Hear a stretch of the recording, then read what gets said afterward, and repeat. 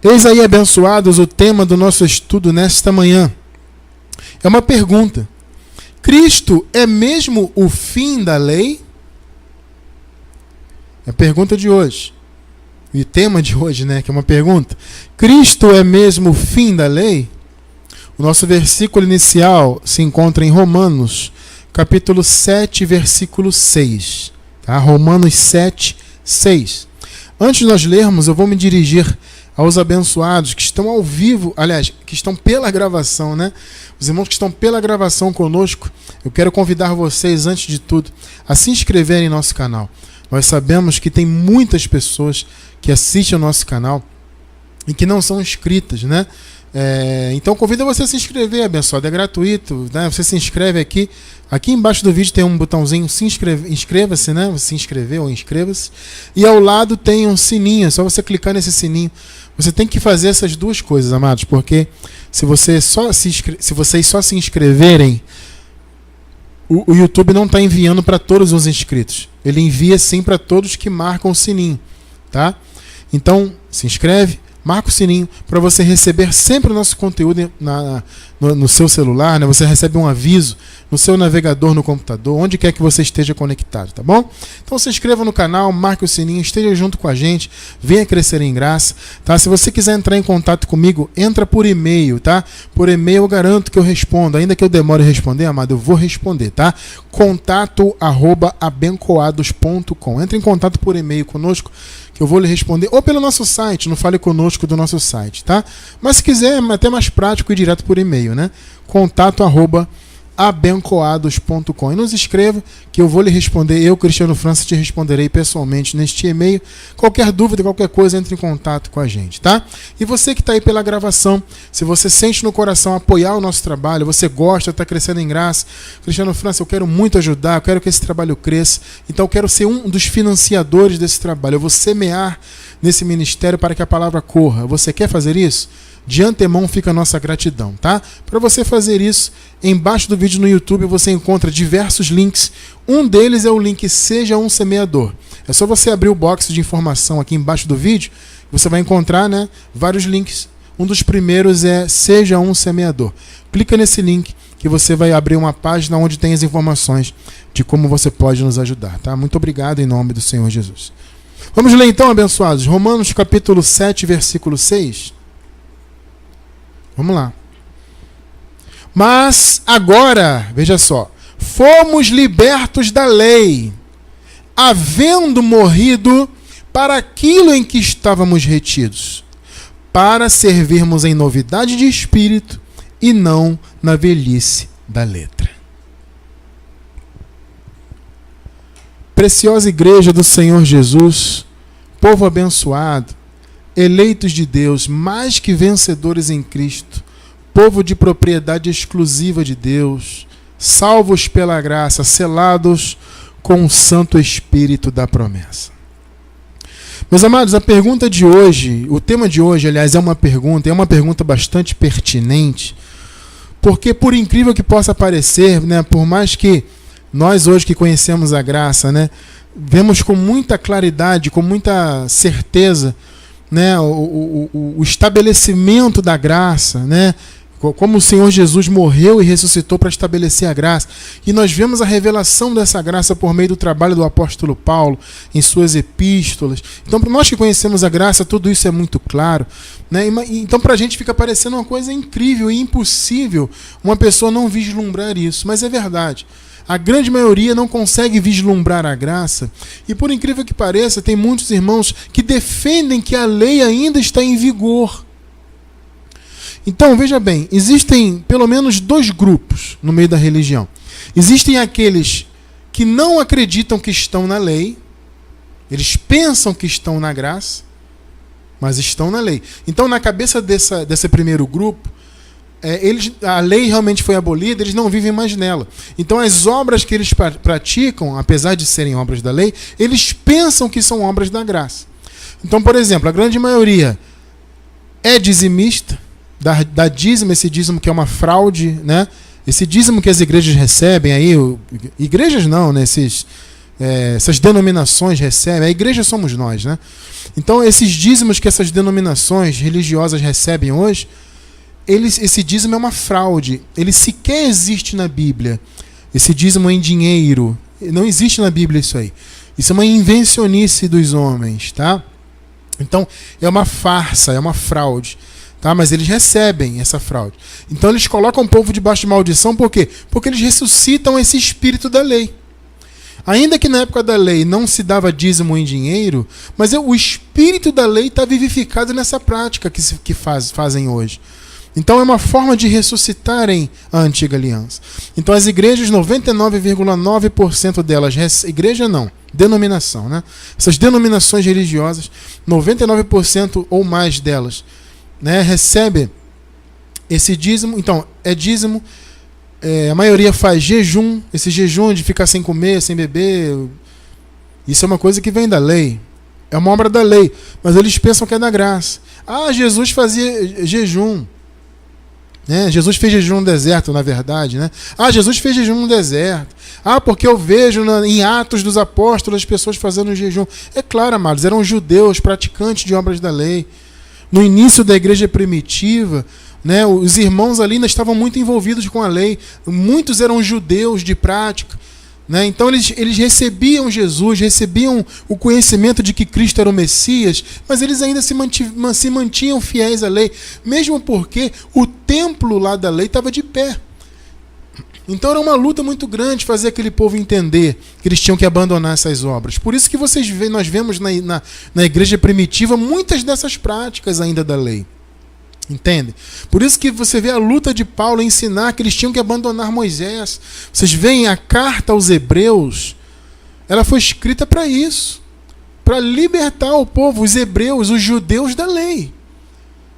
Essa carta aos Hebreus, aliás, nós temos um estudo, eu vou deixar embaixo do vídeo no YouTube o link, tá? Mas na gravação, tá, gente? Agora ao vivo, para quem está ao vivo, não tem como deixar agora, mas na gravação eu vou deixar. Quando você estiver assistindo a gravação, é só você ir embaixo do vídeo no YouTube, você vai encontrar o link. O motivo da carta aos Hebreus. Esse estudo é maravilhoso, olha, daqui. É pesado, gostoso demais, tá? O motivo da carta aos Hebreus. Você vai entender que Paulo escreveu, e nós entendemos que foi o apóstolo Paulo que escreveu aquela carta, né? Nós entendemos que ele escreveu justamente para dissuadir os judeus a abandonarem as obras da lei. É tremendo esse estudo, depois vocês acompanhem aí. Tá? Então, abençoados, as pessoas hoje, esse primeiro grupo que eu estou falando, eles entendem que essas obras não são da lei. Então eles são dizimistas, fazem jejum, né? Assim como o pessoal da igreja primitiva, que estava ainda envolvido com a lei, fazia também, né? E até hoje eles fazem aí jejuns de alimentos, né? E eles vivem em sacrifícios corporais, o duro trato do corpo, que também é uma coisa que vem da lei, né? Aquele rigor ascético, como a palavra fala, né? Então, um rigor para com o corpo, e muitas outras práticas, como a Páscoa judaica, né? Que essa Santa Ceia que eles fazem é uma cerimônia inventada, né, pelo sistema religioso já há alguns séculos, né? Só que essa Santa Ceia é o quê? Ela é uma cerimônia inspirada na Páscoa judaica, né? E os coríntios também faziam, né, essa cerimônia. Os coríntios lá faziam também, né, a festa ágape, a festa do amor, né, que os coríntios faziam, era o que? Era uma festa inspirada na Páscoa, né? Eles cumpriam uma certa parte dos elementos da Páscoa, eles cumpriam naquela festa ágape. Então era uma mistura da festa tal, e tinham alguns elementos da Páscoa. Então era como se fosse uma Páscoa, né, entre aspas, cristianizada, vamos dizer assim. Eu também não vou entrar muito nisso, porque nós temos um estudo, eu vou deixar embaixo do vídeo no YouTube um link, A Verdadeira Ceia do Senhor. É outro estudo pesadíssimo e maravilhoso, daqui, como se diz, né? Muito gostoso também o estudo. Então quem quiser estudar, vou deixar o motivo da carta aos Hebreus e a verdadeira ceia do Senhor. Então hoje eles fazem Santa Ceia, eles dão dízimo, eles fazem jejum, eles pagam preço, faz duro o trato do corpo, guardam o sábado. Isso nem todas fazem, né? Mas existe um segmento que guarda o sábado, né? E esse povo, eles não pensam que estão na lei. No caso, o pessoal que guarda o sábado, eles até admitem a lei. Esses fazem parte do segundo grupo. O primeiro grupo não guarda sábado, mas eles fazem jejuns, eles dão dízimo, como eu falei, fazem Páscoa, dura o trato do corpo, sacrifica daqui, sacrifica dali. Então, essas obras que eles pensam que são da graça, na verdade são obras da lei. Ou são práticas inspiradas na lei. Ou seja, é uma maneira de ressuscitar o antigo pacto. Mas eles não admitem que estão na lei. Não, a lei foi abolida, não vivemos mais na lei. Mas continuam praticando. Então, amado, você que está aí assistindo ao vivo ou pela gravação, eu vou lhe dizer uma coisa. E, por favor, eu estou dizendo com todo respeito, eu não quero te ofender, nem nada disso. Mas eu preciso te falar a verdade. Se você ainda pertence a alguma denominação que faz esse tipo de prática, e jejuns, e isso, aquilo, e dízimos, e santa ceia, Páscoa, etc, etc, etc, etc. Sinto muito, amado, você está debaixo de maldição, debaixo de obras da lei.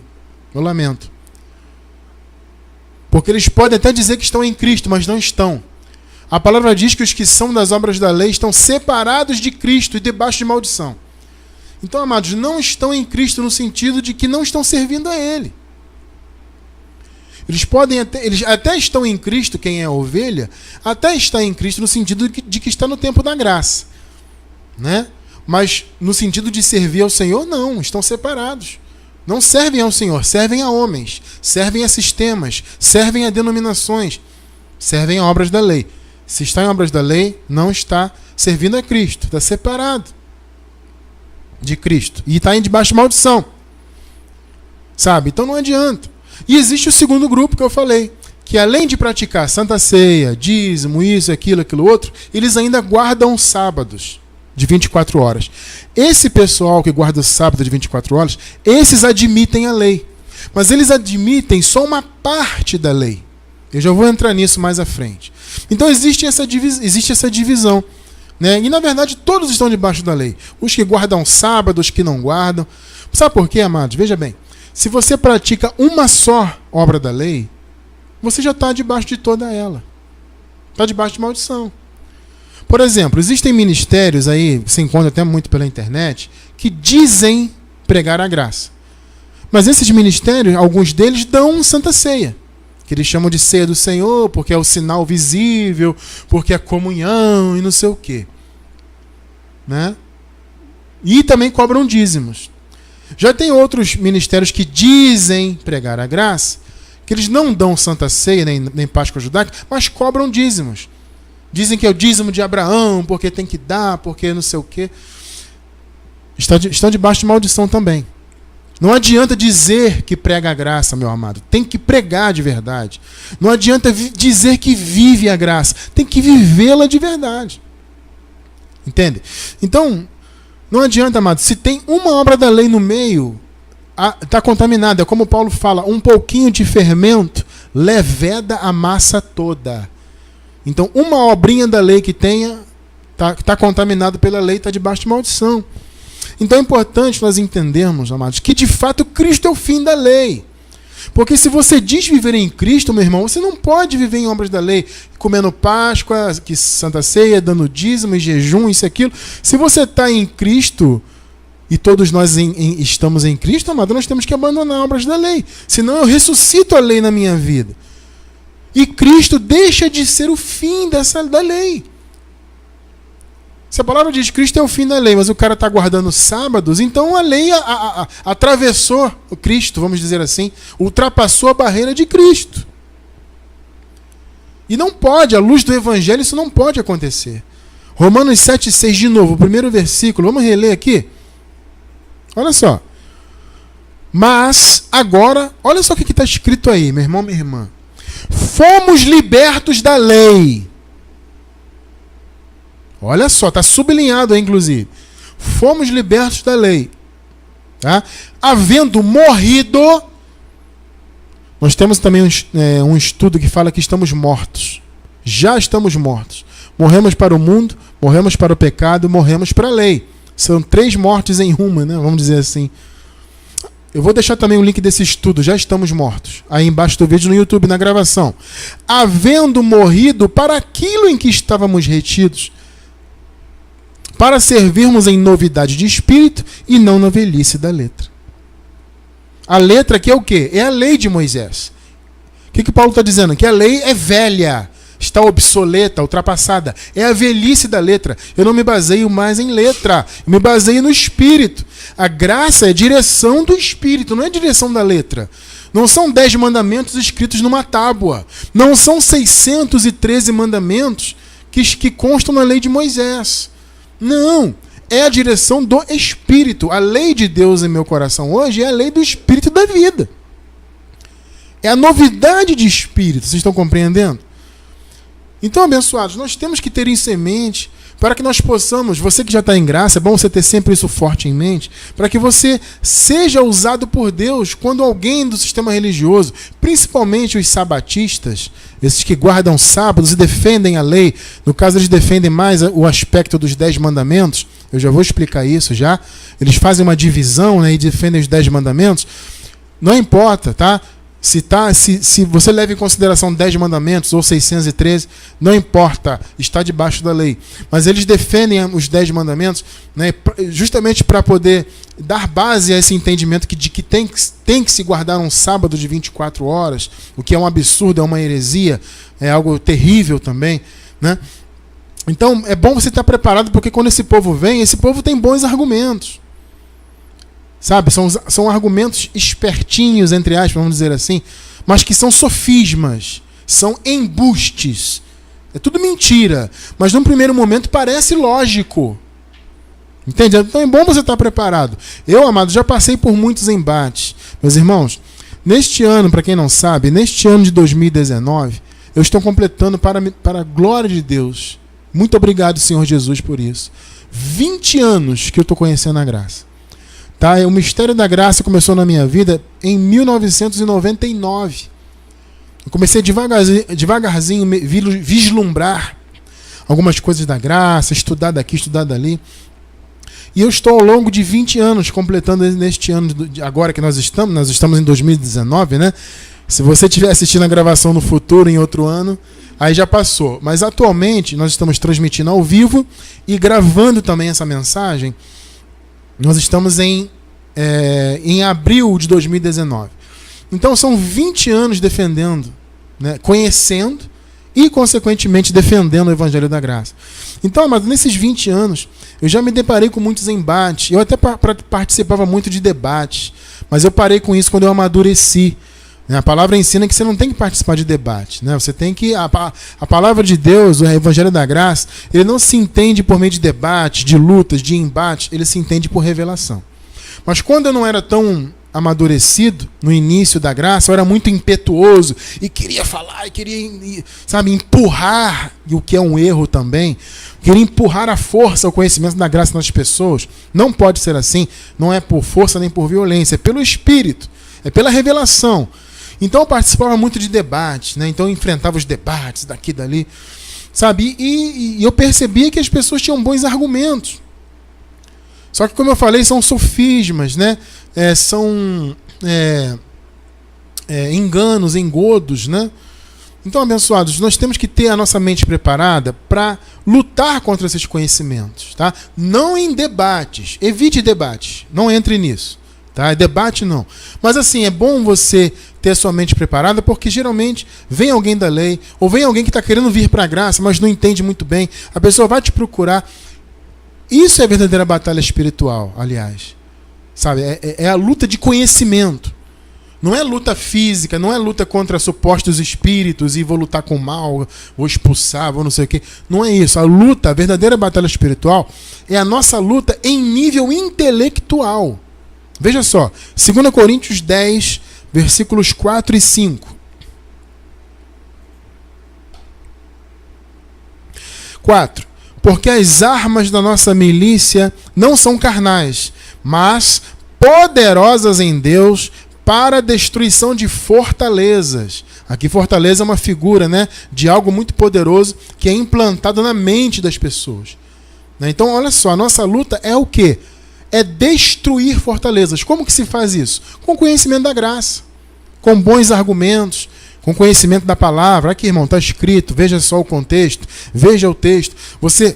É importante você conhecer texto e contexto do texto e contexto histórico também. né? São muitos contextos que você tem que entender para você ser um bom mestre, vamos dizer assim, um bom ensinador. Não sei se essa palavra existe, mas se não existe eu estou inventando agora. Um bom ensinador da graça.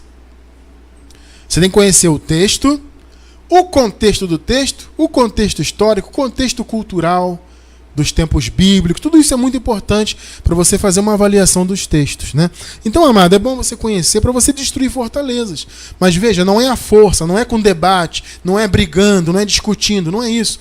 É com conhecimento, é com paciência. O apóstolo Paulo ensina que nós devemos ensinar e transmitir a palavra com longanimidade, com paciência. Entendem isso? Versículo 5. Veja só como é que as fortalezas estão na mente. Vejam só. Destruição de fortalezas. Versículo 5. Destruindo raciocínios. Pegou aí, não? Entendeu que a fortaleza está na mente? A fortaleza é o quê? São as filosofias humanas, né? É o conhecimento religioso. É o mundanismo. É o mundo na mente do povo. Nós não podemos nos conformar com o mundo. E um dos aspectos do mundo é a religião. A religião, amado, é algo mundano. Não é espiritual, é do mundo. Tá? Então, destruindo raciocínios e toda altivez que se levanta contra o conhecimento de Deus. Essa é a luta espiritual que nós temos. E levando cativo todo entendimento, pensamento, toda a mente à obediência de Cristo. Então, a nosso chamado aqui, como Ministério da Graça, é isso. É destruir. É por isso que nós trabalhamos muito em cima de destruição de entendimentos, né? Nós sempre primeiro destruímos o ensinamento da religião para depois construirmos o da graça.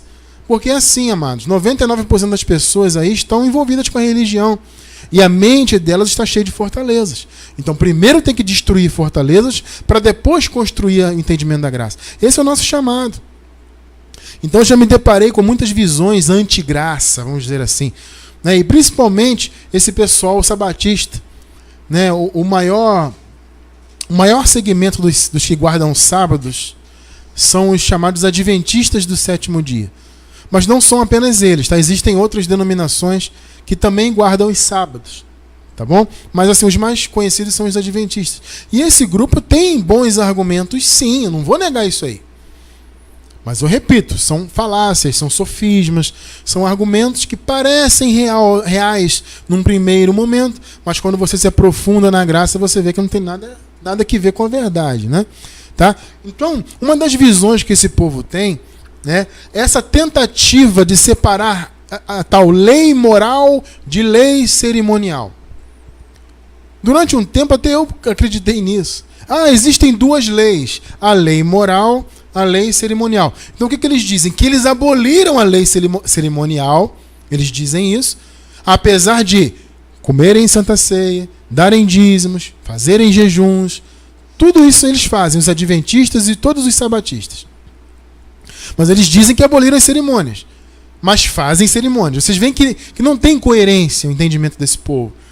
É incoerente, é falso. Sabe? Porque eles dizem, não, nós abolimos a lei cerimonial. Aí você pergunta assim, mas ô amado irmão, como é que você aboliu a lei cerimonial se você come Santa Ceia? Mas Santa Ceia não é da lei. Como não é? Santa Ceia tem origem na Páscoa. A Santa Ceia é um aspecto ou uma caricatura da Páscoa, por assim dizer. É a Páscoa judaica ressuscitada, na verdade. Então você está fazendo cerimônia sim. Então eles dizem que aboliram a lei cerimonial, mas eles têm que cumprir a lei moral. O que seria a lei moral? São os 10 mandamentos. Eles defendem os 10 mandamentos na letra. Por quê? Porque dentre esses mandamentos está justamente o sábado. Guardar o sábado. Então, guardareis o sábado para descanso, não sei o quê. Está lá, é um dos 10 mandamentos. Então, para eles poderem ter razão em guardar o sábado, eles precisam separar a lei. Então eles dizem a lei cerimonial que nós não vivemos, mas eles vivem sim em parte. Porque, repito, se eles comem Santa Ceia, Páscoa, se eles dão dízimo, se eles fazem jejum, então eles têm cerimônias sim. Mas eles dizem que não. Então eles dizem que aboliram a lei cerimonial, entre aspas, mas vivem a lei moral. Meus amados, deixa eu falar uma coisa para vocês. Não existe esse negócio de lei moral ou lei cerimonial. Olha só. Ah, mas... Oi, mano? Exatamente. Lei é lei. Então, o que acontece? Mas Cristiano França, existem aspectos da lei. Gente, é evidente que sim. Veja bem, amados. O aspecto cerimonial e o aspecto moral da lei são as duas faces da mesma moeda, na verdade. É uma coisa só. Lei é lei. Então, não existem duas leis, vamos dizer assim. Existe uma lei que é moral, uma lei que é cerimonial. Amado, lei é lei. Tá? Existe um aspecto moral, o aspecto cerimonial. Eu concordo com isso.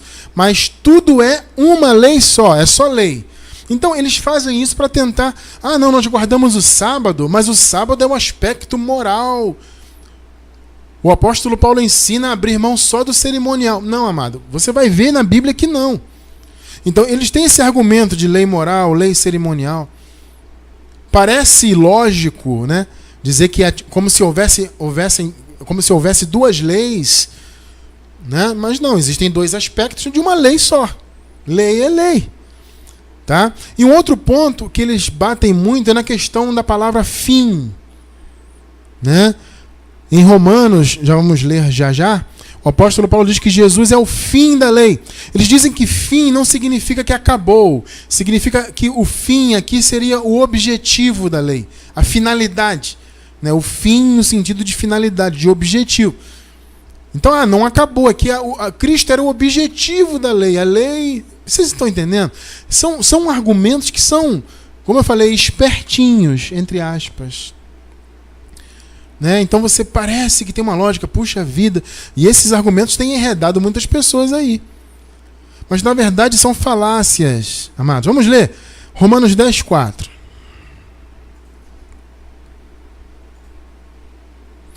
Vejam só. Porque o fim da lei é Cristo, para a justiça de todo aquele que crê. Veja só. O fim da lei é Cristo. Para quem crê. Por quê? O crer substitui a lei. Esse é o ponto aqui de Paulo, aliás, quase que na carta de Romanos inteiro. É demonstrar que nós temos chamado a viver por fé, não mais debaixo da lei. Então, o fim da lei é Cristo. Amado, olha só. A palavra fim no grego, ela vem do grego telos. Significa realmente o término, o encerramento. Tem até aqui, escrito aqui. Deixa eu ver se eu encontro aqui. Eu acho que eu tenho escrito aqui. Aqui, o significado. Terminação, extremidade. Olha só, terminação. Olha só essa acepção aqui. O limite no qual algo deixa de ser. Pegou? Ou seja, Jesus é a fronteira. A fronteira é Jesus. A lei vai até Jesus. Ou foi até Jesus. Né? Quando Jesus se manifestou, fim da lei. Tá? O fim. Quando alguma coisa é concluída. Então, o significado da palavra fim, telos, é isso. Aí você pergunta assim, mas Cristiano, essa palavra não pode ser traduzida por objetivo? Até pode, mas é uma acepção bem mais fraca. Só que mesmo assim não muda muito o sentido. Por quê? Porque o objetivo no sentido de que o objetivo fora alcançado. Então, se você tem um objetivo e você alcançou o seu objetivo, então acabou. Entende? Então, na verdade, não muda muito o sentido. Mas o fato é que a palavra fim, no grego, significa isso. O limite no qual algo deixa de ser. Quando alguma coisa é concluída. Ou seja, a lei foi concluída em Cristo. Por isso que Cristo, ao morrer, antes de morrer na cruz do Calvário, ele disse, está consumado. Ou seja, ele consumou tudo que a lei exigia, abençoados. Então é importante nós termos isto em mente. Porque o povo vem com essa história de lei moral, lei cerimonial, para enganar. Porque o fim da lei é a finalidade. Não é o objetivo, não é que acabou. Não, acabou sim. O fim, é término, ponto. A lei acabou em Cristo. A partir de Cristo nós não precisamos mais da lei.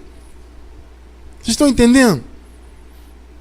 Então, nós não temos que cair nessas histórias, amados, de lei moral, lei cerimonial. Ah, mas o Cristiano, eu estive com um sabatista, alguém do sétimo dia aí, ele me disse que tudo bem, temos que abandonar as cerimônias, mas os 10 mandamentos tem que ficar, temos que servir nos 10 mandamentos para guardar o sábado, e tem que ser na letra. Amado, o que você leu comigo no início? A letra é velha. A letra aqui é a lei.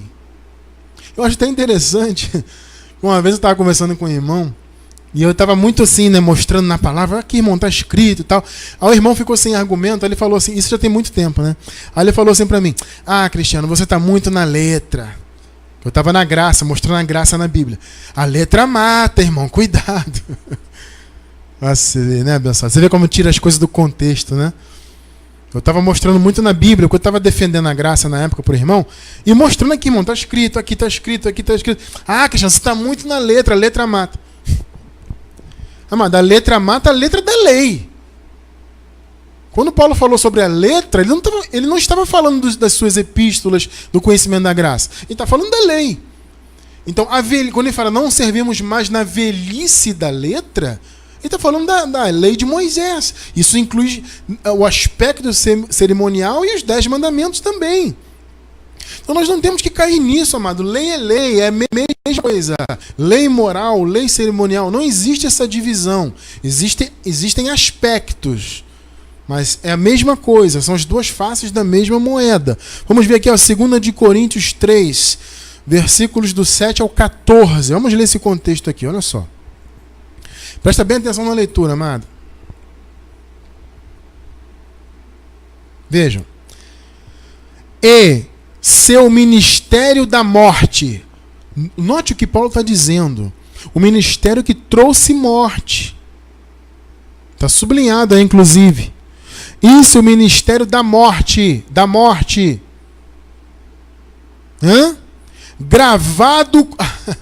Gravado com letras em pedras. E aí eu pergunto para você que está ao vivo, você que está pela gravação, o que foi gravado com letras em pedras? Não foram os 10 mandamentos? Sim ou não? Isso é o ministério da morte. Gravado com letras em pedras. Ou seja, Paulo está falando dos 10 mandamentos. Vocês notam que para Paulo não existe negócio de lei moral, lei cerimonial. Lei é lei. Então, se esse ministério, que veio gravado em pedras, veio em glória, de maneira que os filhos de Israel não podiam fitar os olhos na face de Moisés, por causa da glória do seu rosto. Agora veja o final do versículo. A qual era transitória. A lei era o quê? Transitória. O que é algo transitório? É algo que vai ter um fim, que vai acabar, que vai dar lugar para outra coisa. É transitório. Pegou aí? O ministério da morte, a lei da morte, que trouxe morte, gravado com letras em pedras. Então não tem isso, amado. Não, vamos aqui guardar os 10 mandamentos e vamos separar só a lei cerimonial. Isso é papo furado. Lei é lei. Foi gravada com letras em pedras. Então você vê que Paulo não pegou leve com os tais 10 mandamentos. Não tem isso de guardar 10 mandamentos na letra. Versículos 8 e 9. Então, se esse ministério, né, da morte veio em glória, agora o 8 e 9. Como não será de maior glória o ministério do Espírito? Olha o que Paulo está dizendo. Ô Coríntios, veja bem, a lei veio em glória. Sim, ela veio. Mas se nós compararmos com a graça, que é o ministério do Espírito, não há como comparar. Então a lei veio em glória, o rosto de Moisés brilhava, mas era um brilho transitório, que logo acabou aquele brilho. Isso é o quê? Era um simbolismo, era uma metáfora o quê? Do fim da lei. Então, se aquela lei veio em glória, como não será de maior glória o ministério do Espírito? Porque se o ministério da condenação, tá vendo que está sublinhado aí? Então você vê que Paulo chamou os 10 mandamentos gravados em pedras de quê? Ministério da morte e ministério da condenação. Porque foi para isso que a lei veio mesmo. A lei veio para diagnosticar o pecado, condenar e matar espiritualmente. Então, se esse ministério foi glorioso, muito mais excederá em glória o ministério da justiça. Glória a Deus. Então, o ministério da justiça é muito, infinitamente, incomparavelmente mais glorioso. Então, vocês veem, amado, que não tem esse negócio de lei moral, lei cerimonial. Foi gravado com letra em pedra. Então, os 10 mandamentos, os 613 no total, tudo é lei. Tudo isso tem que estar fora da nossa vida. Sabe? Ah, Cristiano, mas os 10 mandamentos, diz lá, não matarás, então quer dizer que eu posso matar? Olha, eu vou te falar uma coisa. A palavra diz que tudo é lícito. Agora, tudo convém? Não. Então é claro que você não vai sair matando ninguém por aí, porque você não está debaixo dos 10 mandamentos na letra. Claro que não. Porque, amado, os 10 mandamentos se resumem em quê? No amor. E essa lei está no nosso coração. Entende? Então não é uma licença. Ah, a palavra diz que não matarás. Então se eu não estou, debaixo dos 10 mandamentos, eu posso matar à vontade? Primeiro que é contra a lei do homem. Você vai sofrer consequências. Tá? E segundo que você não tem um chamado para isso. Ao contrário, você tem um chamado para amar. Não para matar ninguém. A lei de Deus está aqui. Eu não preciso de letra me dizendo isso. Eu não preciso ter uma tábua de pedra na parede, né, onde quer que seja, e está escrito lá, não matarás. Eu não posso matar porque está escrito ali na letra, na parede. Não. Essa lei não está em pedra, ela está aqui no coração, no espírito. Versículo 10. Porque também o que foi glorificado nesta parte não foi glorificado por causa desta excelente glória. Eu trouxe uma outra versão desse versículo, que essa tradução ficou um pouquinho confusa, né? Ah, o que foi glorificado não foi glorificado. Vamos ler esse mesmo versículo, só que na Nova Versão Internacional, versículo 10 de novo. Só que uma versão um pouquinho mais bem explicada. Veja. Pois o que outrora foi glorioso, ou seja, a lei, agora não tem glória. Vê que esse versículo nessa versão está um pouquinho melhor explicado. Em comparação com a glória insuperável, que é a glória da graça. Então, o que foi glorioso, ou seja, a lei, agora não tem glória. Porque foi transitória, acabou em Cristo. O fim da lei é Cristo, acabou. Então eu não tenho que viver em cerimônia. Eu não tenho que ficar dando dízimo, comendo Páscoa, fazendo jejum, sacrificando, duro trato do corpo, seguindo mandamentos de homens. Pode isso, pode aquilo, não corto o cabelo, não pinto o cabelo. Eu não tenho que viver nisso. Eu vivo pela fé na direção do Espírito. Eu não tenho que ter 10 mandamentos. Ah, mas eu não matarás. Não, eu não mato porque está no meu coração, não é porque está escrito numa pedra. Vocês estão entendendo isso? Esse é o ponto. Ah, mas Cristiano, e o sábado? A gente já vai chegar lá. A gente vai chegar lá. Versículo 11 e 12. 11 e 12. Porque se o que era transitório, a lei, foi para a glória, muito mais é em glória o que permanece. Você vê, amado, que a graça ela é eterna. A nova aliança, que é esta aliança que nós estamos e estaremos para sempre, ela não é transitória, ela permanece, ela é eterna. Tá? Então, se o que era transitório foi para a glória, muito mais é em glória o que permanece. Tendo, pois, tal esperança, ousamos de muita ousadia no falar. Porque realmente você falar contra a lei, principalmente naquela época que Paulo estava, né, com tantos judeus, tantos observadores da lei, era realmente ousado falar isto. Versículo 13. Vejam só. E não somos como Moisés, graças a Deus, que punha um véu sobre a sua face. Olha aí, ó. Na nossa face, amados, não tem véu, graças a Deus, já foi retirado. Para que os filhos de Israel não olhassem firmemente para o fim daquilo que era, mais uma vez, está sublinhado aí, transitório. Então Moisés botou um véu no rosto dele por causa do brilho, mas era um brilho transitório. Ele colocou para que os filhos de Israel não olhassem aquele brilho. Ou seja, o véu é um sinal, é um símbolo, é uma metáfora para nós hoje de impedimento. O véu não permitia enxergar o brilho. Então quem tem hoje um véu na sua face, assim como Moisés tinha, também não consegue enxergar o brilho da graça. A metáfora é mais ou menos esta. É esta, na verdade, né? Então Paulo está dizendo, olha, Moisés colocou um véu. Esse véu impedia as pessoas de olharem. E o véu hoje de Moisés impede o povo de olhar a verdade. Por isso que as pessoas hoje estudam, fazem seminário, estudam 20, 30 anos e não sei o quê, e faz teologia, PhD, THD, LDCT e não sei o quê, um montão de coisa, e não conseguem enxergar a graça. Por quê? Porque tem um véu. Elas têm conhecimento técnico da Bíblia, têm conhecimento histórico, não sei o quê, mas não conseguem entender a graça, porque tem um véu. 14. Vejam só o 14, hein? Mas os seus sentidos foram endurecidos, foram embotados, foram cegos. A visão espiritual foi cega. Ou cegada, eu não sei se cegado existe, eu não estou lembrado agora. Mas foi tornado cego, vamos dizer assim, né? Porque até hoje o mesmo véu está por se levantar na lição do Velho Testamento. Olha aí. O qual foi por Cristo abolido. Existe um outro argumento aqui, né? Principalmente dos sabatistas, que eles dizem que na verdade o que foi abolido foi o véu, não o Velho Testamento. Eles também fazem essa separação. O véu é uma coisa, né? O véu impedia as pessoas de olharem nos mandamentos, mas o véu foi abolido. Agora nós podemos ver os mandamentos. Olha só, amados, como eles são astutos e enganadores. Eles retiram os versículos do contexto para dizer isso. Foi o véu que foi abolido, não o Velho Testamento. Porque o véu impedia as pessoas de verem o brilho de Moisés. Agora, sem o véu, você consegue ver. Mas, amado, se você colocar no contexto, você vê que o brilho aqui não é de Moisés. O brilho é da graça. Porque o brilho de Moisés é transitório, o da graça permanece. E outra coisa, o véu vem em função de quê? Vamos lá, vamos raciocinar. O véu vem em função de quê? Paulo diz o quê? Que o véu... Até hoje o mesmo véu se levanta na lição do Velho Testamento.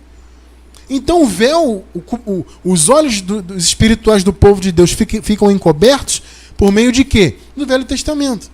Então, na verdade, o véu e o Velho Testamento são a mesma coisa. Porque um vem em função do outro, ou seja, a cegueira espiritual vem em função do Velho Testamento. As pessoas aí fora, quando elas ressuscitam o Velho Testamento, elas estão colocando um véu nos olhos delas e das outras pessoas. Então o Paulo diz, este véu, e consequentemente o Velho Testamento, ou vice-versa, foi por Cristo abolido. O fim da lei é Cristo. Foi abolido. Então essa história de lei moral, lei cerimonial, isso não existe. Lei é lei. Existem aspectos morais? Claro. Existem aspectos cerimoniais? Claro. Mas a lei é uma coisa só. Foi gravada com letras em pedras. E depois teve um desdobramento. Até que se chegou em 613 mandamentos.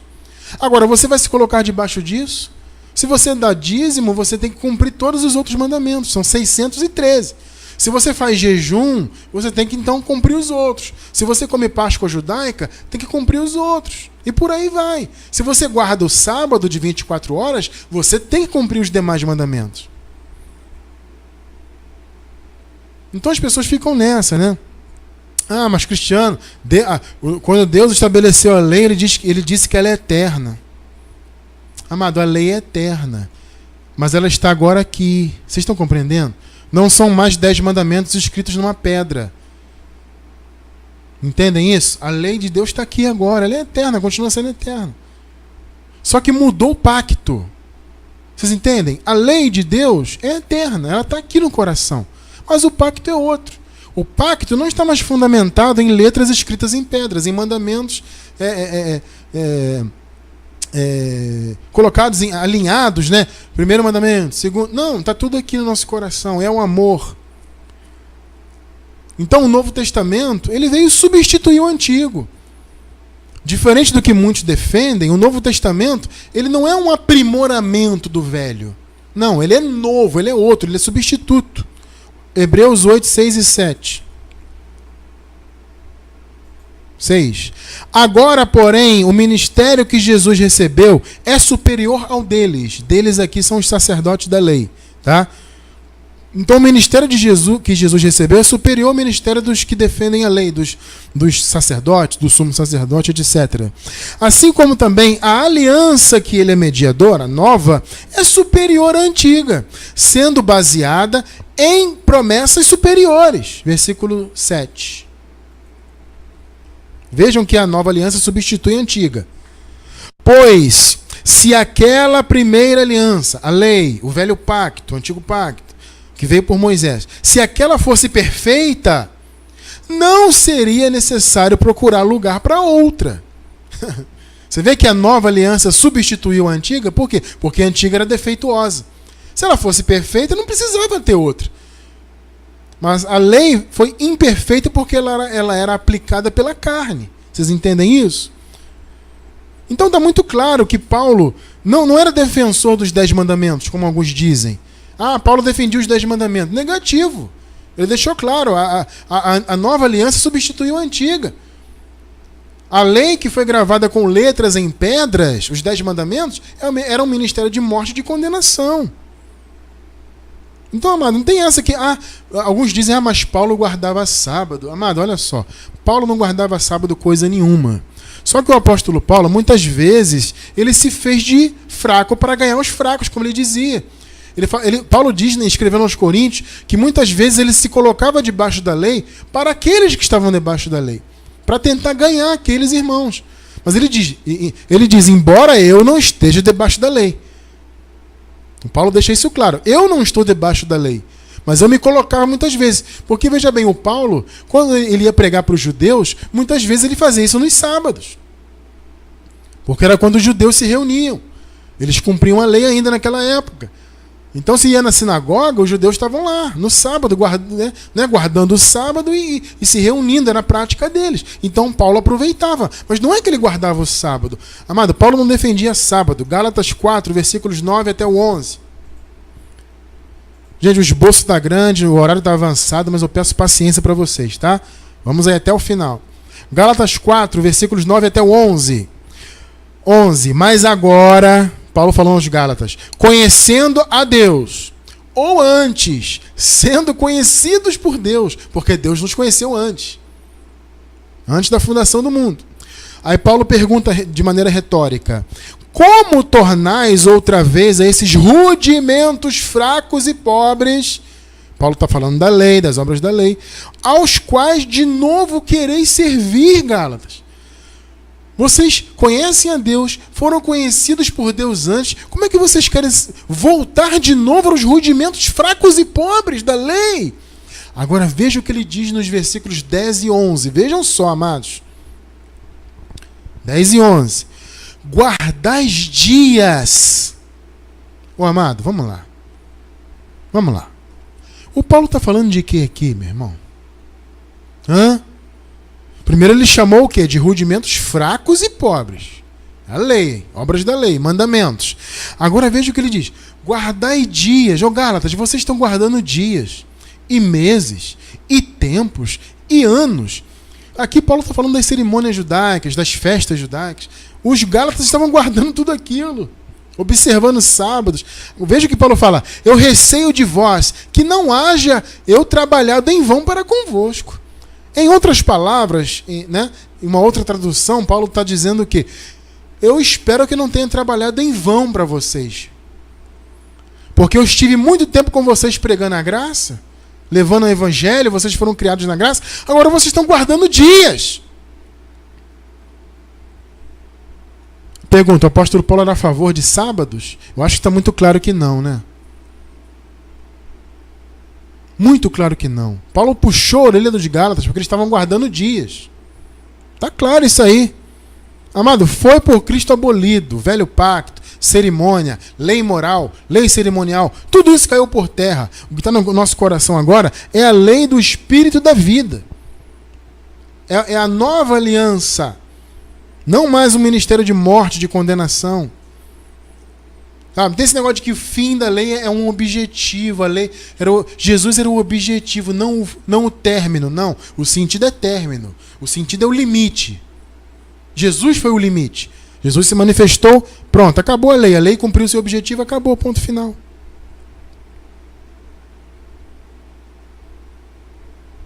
É muito claro isso. É indiscutível que a lei terminou. Nós somos agora ministros de um novo pacto.